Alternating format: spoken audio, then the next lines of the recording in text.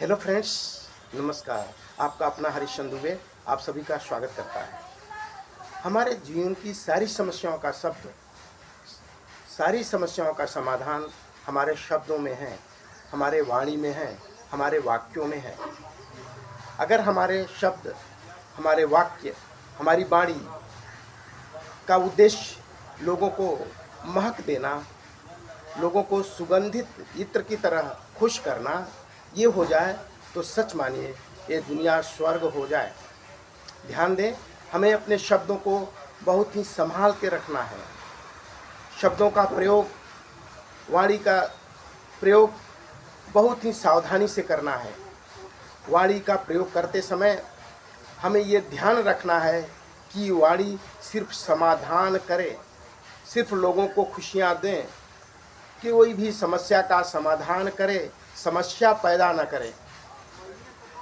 वास्तव में मैं ऐसा मानता हूँ, बहुत सारी समस्याएं हम 80-90% तक कह सकते हैं वाणी के दुरुपयोग से होता है।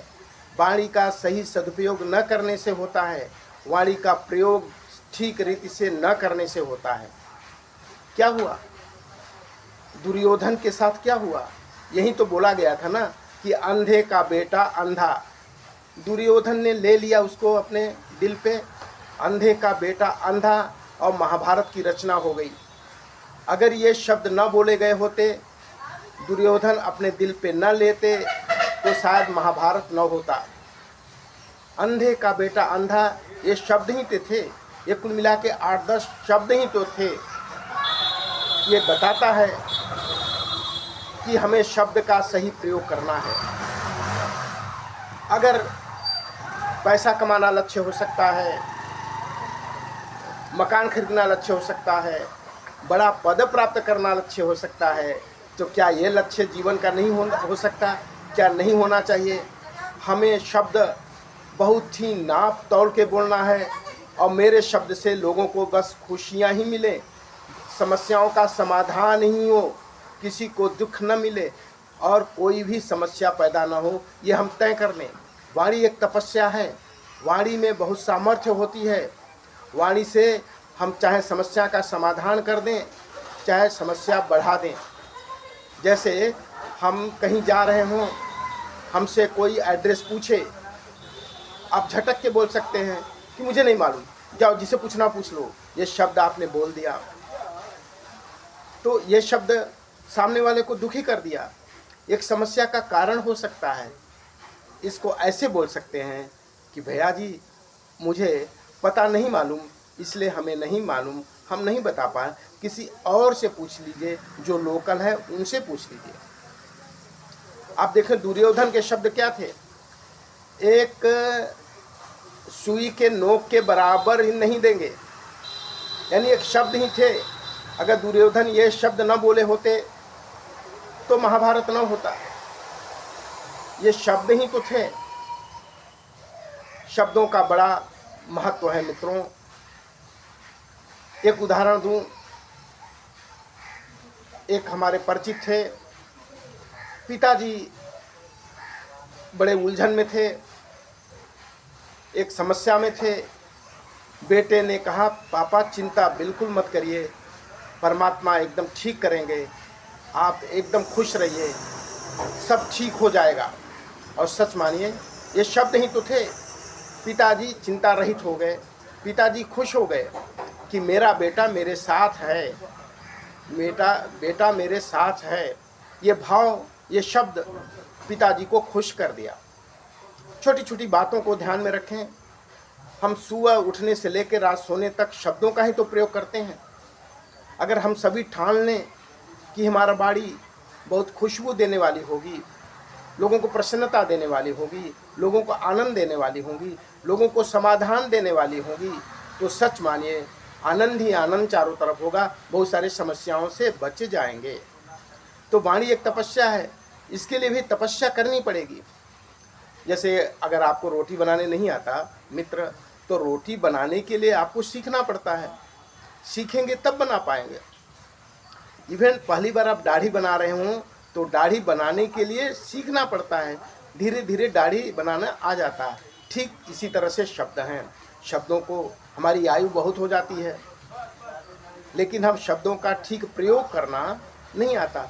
बोलना है, लेकिन कैसे बोलना, कितना बोलना, कहाँ नहीं बोलना, कहाँ बोलना, बोलना तो कैसे बोलना, ये ठीक रीति से इसका पालन न होने से कठिनाई होती है।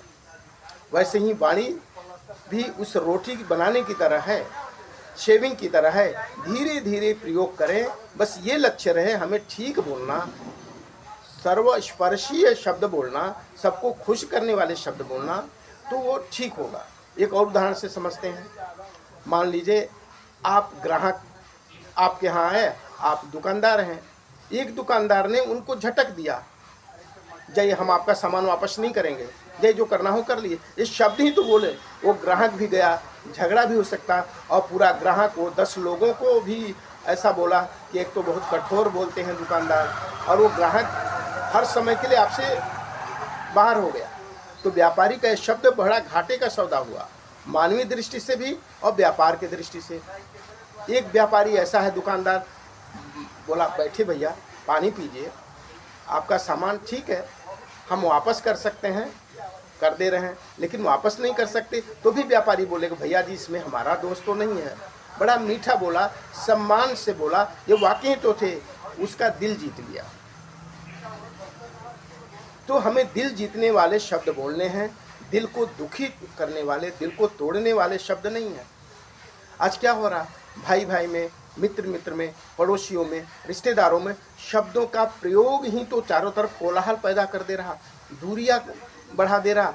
दूरियां ही नहीं, 36 का आंकड़ा हो रहा, सिर्फ 36 का आंकड़ा नहीं बल्कि शत्रुता हो जा रही है, सिर्फ शब्दों का ठीक रीति से प्रबंधन न करने से।